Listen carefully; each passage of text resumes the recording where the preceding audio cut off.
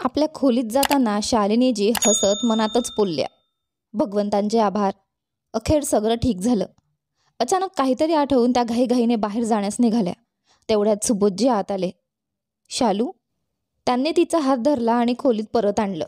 अरे, छोटंसं काम आहे, शालिनीजी म्हणाल्या. त्यावर सुबोधजी शांतपणे म्हणाले, होईल सगळं, तुम्ही फक्त काळजी करू नका. त्या काही क्षण शांत राहिल्या. नजर त्यांच्यावर स्थिरावली. काय झालं शालू, सुबोधजींनी मृदू स्वरात विचारलं. त्या हसल्या. त्यांच्या हातातील घड्याळ काढत फक्त एवढंच म्हणाल्या, प्रमोदला तुमच्यासोबत पाहून छान वाटलं. सुबोधजी हे ऐकून स्तब्ध झाले. घड्याळ ड्रेसिंग टेबलवर ठेवून त्या त्यांच्याकडे आल्या. सुबोधजींनी शांत स्वरात विचारलं, तुम्ही खरंच आनंदी आहात? त्यांच्या डोळ्यात पाहून त्या मंदस्मित करत म्हणाल्या, हो, खूप. आणि त्यांच्या छातीला बिलगल्या. इकडे अयांशच्या मिठीतून हलकेच सुटत तन्वी हसत म्हणाली, शेवटी तू बोललास. त्याच्या डोळ्यात पाहताच तिला जाणवलं की ते पुन्हा बरेच काही बोलत होते. अयांशने तिच्या कमरेला अलगद धरून तिला जवळ ओढलं आणि टक लावून पाहत मधुर स्वरात म्हणाला, कारण आता तू माझी झाली आहेस. तन्वीच्या ओठांवर हसू पसरलं. त्याच्या गळ्यात हात टाकत ती लाडीकपणे म्हणाली, म्हणजे रिजेक्शनची भीती होती? नाही, भीती याची होती की जो विश्वास मोठ्या मेहनतीने जिंकलो तो तुटला तर? कारण प्रेम मिळवण्यापेक्षा तुझ्या माझ्यावर असलेला विश्वास जास्त महत्त्वाचा आहे. अयांशच्या या शब्दांनी तन्वीच्या ओठांवर हलकीशी पण शरारती हसू उमटलं. ओके, तर अयांश, मला तुझ्यावर पूर्ण विश्वास आहे, असं म्हणत हसत ती अयांशच्या पकडीतून सुटून दूर जाण्यास लागली. पण तोपर्यंत त्याने पुन्हा आपले मजबूत हात तिच्या कमरेवर ठेवले होते आणि तिला आपल्या जवळ ओढले.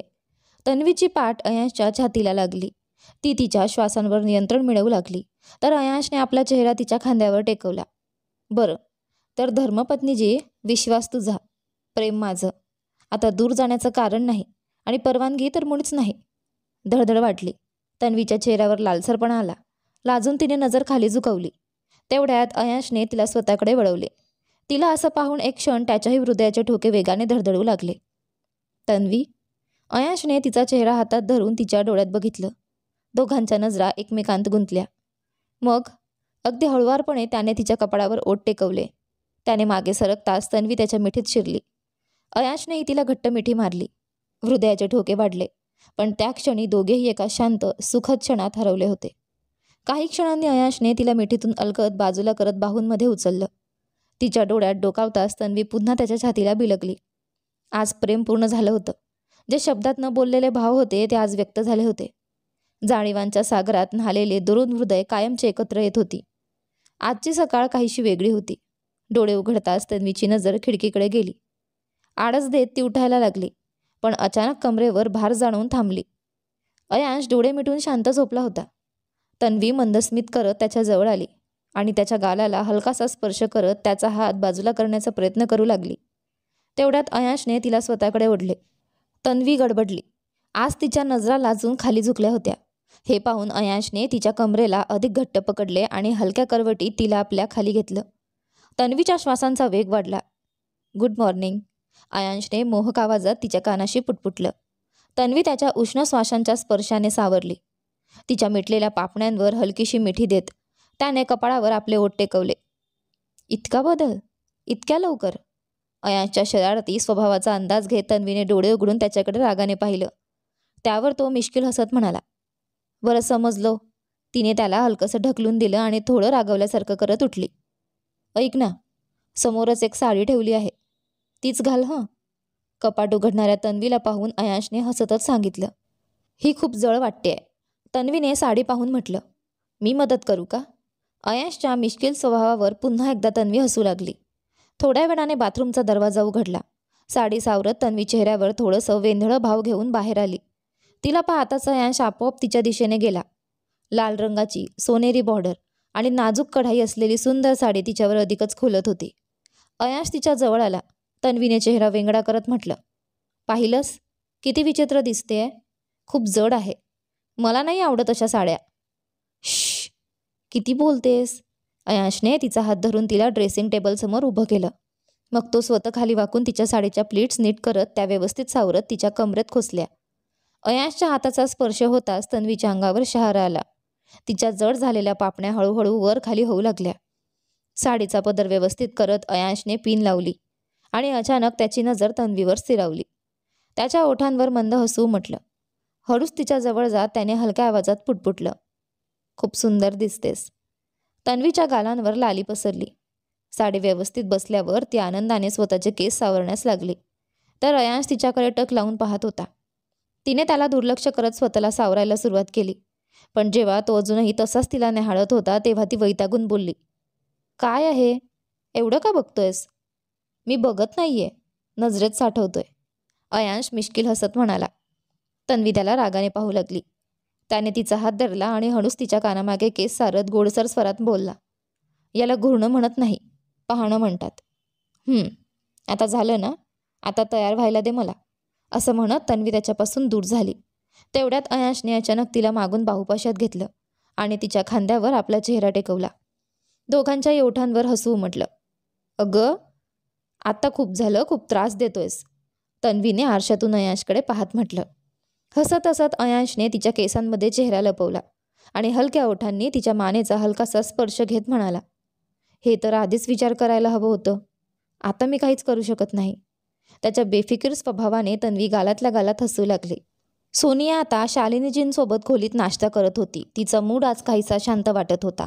हे पाहून शालिनीजींनी हळुवार स्वरात तिला समजावलं, तो थोडा हट्टी आणि असंवेदनशील आहे, त्याच्या बोलण्याने मनाला लावून घेऊ नकोस बाळा. सोनियाने हलक्या हसत मान हलवली. ओके मम्मी, शालिनीजींनी मायेने तिच्या गालावर हात ठेवत तिला समजावलं. चिंता करत बसू नकोस, सगळं व्यवस्थित होईल. सोनियाने पुन्हा हलकंसं हसून मान डोलावली. सोनिया आता पूर्णपणे घरात मिसळली होती, पण आज तिच्या मनात वेगळाच आनंद होता. इकडे वीरेन आज जाणार होता. तुम्ही खूप लवकर जाताय, तन्वीच्या बोलण्यावर तो हसला. हो, खूप ऐकून घेतलं मी तुझं. अयांशला त्याच्या मिश्किल स्वभावाची ओळख होती, म्हणून तो फक्त मंद स्मित करत राहिला. ओह, म्हणजे तुम्ही माझ्या बोलण्याने वैतागलात, तन्वीने पटकन उत्तर दिलं. वीरेन हसत म्हणाला, नाही, तू विसरलीस का, माझा एक बिझनेसही आहे जो मला सांभाळावा लागतो, असं आधीच सांगायचं ना. अयांश हसत हसत वीरेनला मिठी मारत म्हणाला. काळजी घे रे. सुबोधजी आता रेयांशच्या प्रत्येक हालचालींवर बारीक लक्ष ठेवू लागले होते. पूर्वी लाडाने आणि हट्टाने त्याच्या चुकीच्या वागणुकीकडे दुर्लक्ष केलं जात होतं, पण आता त्यांच्यातील कठोर वडिलांचा स्वभाव स्पष्ट दिसू लागला होता. त्याला रात्री उशिरा बाहेर जाण्याची परवानगीही मिळत नव्हती, त्यामुळे तो चिडलेला होता. रेयांश खोलीत आला तसा सोनियाने हातातील मासिक बाजूला ठेवलं आणि म्हणाली, चिडला आहेस ना? नाही, तो वैतागून म्हणाला. त्याने ब्लेझर काढून सोफ्यावर फेकून दिला. सोनियाने काही क्षण त्याच्याकडे पाहिलं आणि मग सावधपणे म्हणाली, जर तुला काही हरकत नसेल तर मला चालायला नेऊ शकतोस का? तिच्या लहजातली गंभीरता ऐकून रेयांशच्या भुवया उंचावल्या.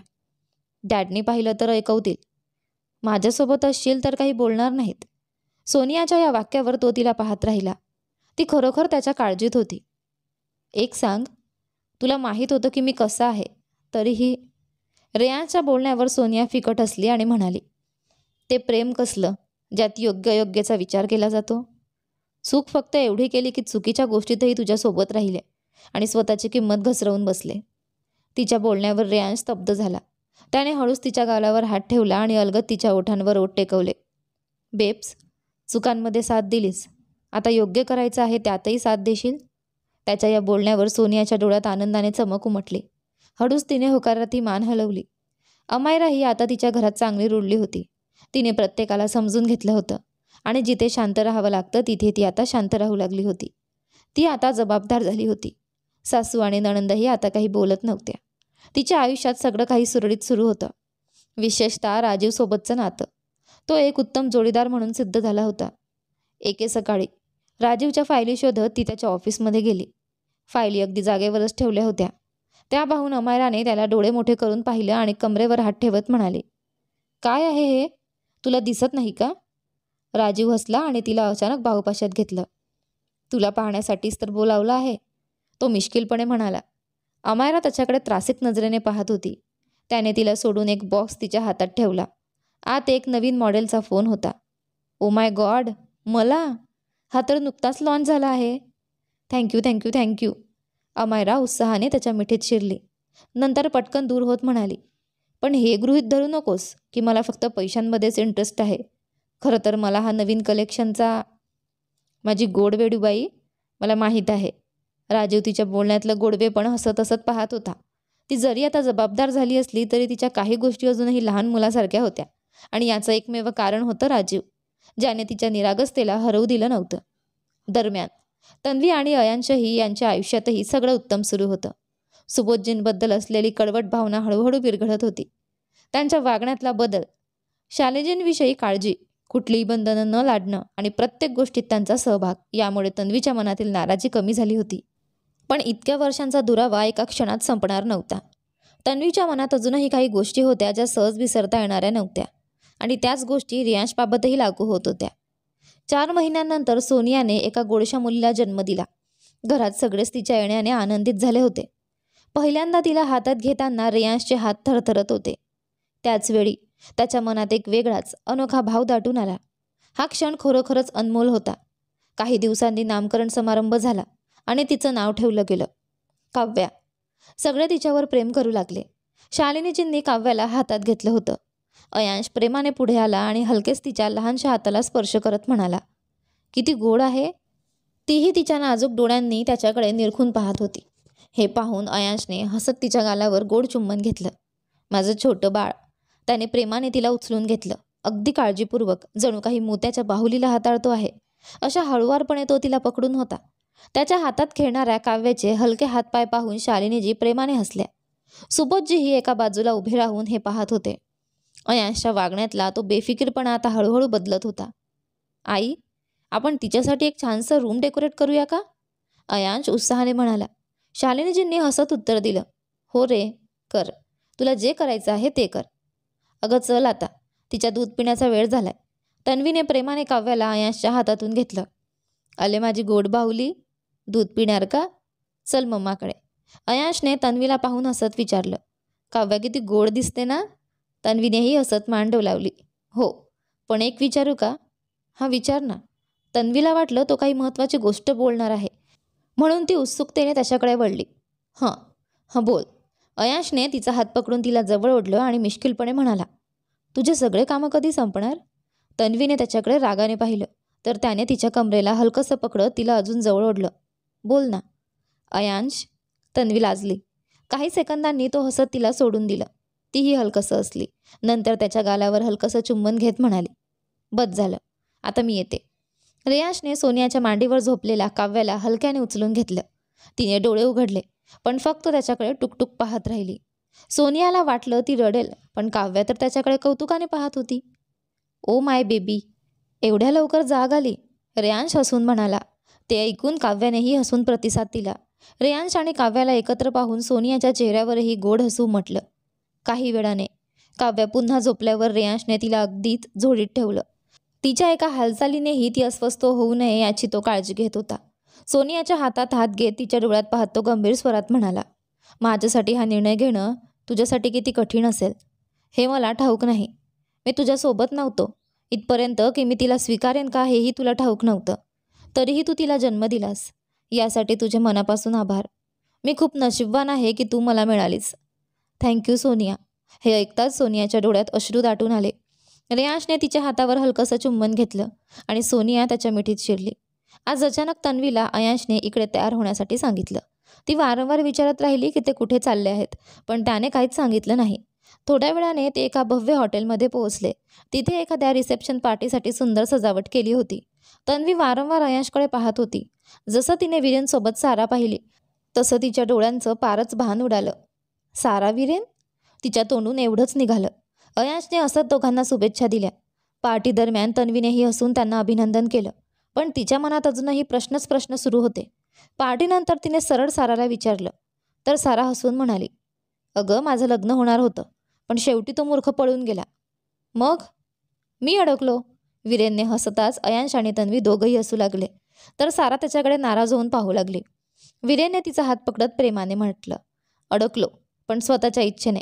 आणि खरं सांगू, चांगलंच झालं, कारण तन्वीमुळे तरी मी तिच्याकडे लक्ष दिलं. हो ना. नजरा मिळाल्या, हळूहळू प्रेम वाढलं आणि प्रेमकथा तयार झाली, बरोबर ना? तन्वीने अचानकच म्हटल्यावर सगळे हसले. त्या दरम्यान शालिनीजी काव्याला रियांश आणि सोनियाकडे सोडून आल्या. आपल्या नातवंडाला पाहणं, त्याच्यासोबत खेळणं, त्याला झोपू घालणं हे क्षण खूप आनंददायक होते. त्या हसतच खोलीत आल्या तर सुबोधजींनी विचारलं, झोपली का? रडत तर नाही ना? शालिनीजी हसल्या. हो, फक्त एक तीच आहे जिने बाप आणि मुलाला अगदी सारखं बनवलंय. हे ऐकून सुबोधजींच्या चेहऱ्यावर हलकंसं हसू म्हटलं. शालू, खूप गोड बंधन आहे हे. हो हो, मला सगळं कळतंय. मुलांसाठी तुमचं प्रेम आणि काळजी दोन्ही आहे. पण एक सांगते, आपल्या बाळासाठी आता तुम्ही जरा जास्त निर्णय घेऊ नका. अमायराच्या लग्नाच्या वेळी घेतलेल्या निर्णयाबद्दलची नाराजी शालिनीजींनी व्यक्त केली. हे ओळखून सुबोधजी हसू लागले. शालू, अहो ती अजून फक्त 4 महिन्यांची आहे. सुबोधजी हसलेलं पाहून शालिनीजी त्यांच्याकडे रोखून पाहू लागल्या. बस, आता झोपा. सुबोधजी हसत राहिले. त्यांना काही बोलता येत नव्हतं आणि शालिनीजी त्यांना शांत करण्यासाठी हमखास हेच वाक्य म्हणायच्या. त्याचवेळी बाहेर गाडीचा आवाज आला आणि शालिनीजींनी जाणवलं की अयांश परत आला आहे. त्यांच्या चेहऱ्यावर स्मित उमटलं. दिवसागणिक अयांशची नाराजी पूर्णपणे मिटत चालली होती आणि आता तो अगदी सहजपणे वागत होता. अयांश आणि तन्वी घरी पोहोचले. वीरेन आणि सारासाठी तन्वी खूप आनंदी होती. अयांश, किती छान झालं ना? तन्वीच्या डोळ्यांमध्ये आनंद पाहून अयांश हसत म्हणाला. हो, अगदीच. अयांशने आपले हात पसरले आणि तन्वी प्रेमाने त्याच्या मिठीत शिरली. पण काहीही म्हणा, सगळ्यात बेस्ट मात्र माझे प्रिय पतिदेवच आहेत. काही महिने पुढे गेले. काव्य आता रांगायला लागली होती. तिच्या गोड हसण्याने घरभर आनंद पसरला होता. रेयांश आणि सोनिया तिच्यासोबत खेळण्यात इतके रमून जायचे की त्यांना बाकी काही सुचायचं नाही. शालिनीजी आणि सुबोधजी काव्याला गोंजारताना नव्या उमेदीनं भरले होते. सुबोधजींनी कधीच कल्पना केली नव्हती की एक छोटीशी परी त्यांना इतकं बदलून टाकेल. अयांश आणि तन्वीही आता त्यांच्या नात्यात आलेल्या प्रत्येक गैरसमजुतीला मागे टाकून एकमेकांसोबत अधिक वेळ घालवत होते. एका संध्याकाळी अयांशने तन्वीला एका सुंदर ठिकाणी नेलं. ते जिथे पहिल्यांदा भेटले होते. समोर सूर्यास्त होत गारगार वारा वाहत होता आणि वातावरण प्रेमाने भारलेलं होतं. तन्वी, आपल्या प्रवासात कितीही अडथळे आले तरी आपण नेहमी एकत्र राहिलो आणि मी वचन देतो, पुढे कितीही वळणं आली तरी मी कायम तुझ्यासोबत असेन, असं म्हणत त्याने तिचा हात हातात घेतला. तन्वीच्या डोळ्यात अश्रू दाटले, पण ते आनंदाचे होते. मी सुद्धा अयांश, आयुष्यभर तुझ्यासोबतच राहायचंय. त्यांनी एकमेकांना प्रेमाने मिठी मारली. त्या दिवशी त्यांच्या नात्यात एक वेगळाच ठेवा जुळला होता. प्रेम, समजूतदारपणा आणि निखळ आनंदाचा. दुसऱ्या बाजूला वीरेन आणि सारा नव्या आयुष्याच्या सुरुवातीसाठी तयारी करत होते. त्यांची ही प्रेम कहाणी एका सुंदर वळणावर पोहोचली होती. घरात सर्वत्र आनंदाची लाट होती. काव्याचा खळखळाट, तन्वी आणि अयांशचं परिपूर्ण प्रेम, रेयांश आणि सोनियाचा नवा संसार आणि सारा वीरेनचा गोड प्रवास. सगळं काही जणू स्वप्नासारखं होतं. रात्री घरभर शांतता पसरली होती, पण त्या शांततेतही एक गोड चैतन्य होतं. प्रेमाचं, बंधनाचं आणि नव्या आशेचं. आणि अशा प्रकारे प्रेम, समजूतदारपणा आणि कुटुंबाच्या आधारावर उभं राहिलेलं हे सुंदर नातं कायमस्वरूपी आनंदाने भरत राहिलं. तर इथे आपला लग्नाचा सौदा ही कथा संपली आहे. आशा आहे की तुम्हाला आपली संपूर्ण कथा आवडली असेल. तुम्हाला आपली संपूर्ण कथा कशी वाटली कमेंट करून नक्की सांगा. तुम्हाला आवडली असेल तर व्हिडिओला लाईक करा. तुम्ही चॅनलवर नवीन असाल तर सबस्क्राईब करा. आणि हो, नोटिफिकेशन बेल दाबा जेणेकरून येणाऱ्या पुढील व्हिडिओची अपडेट तुम्हाला सर्वात आधी मिळेल. धन्यवाद.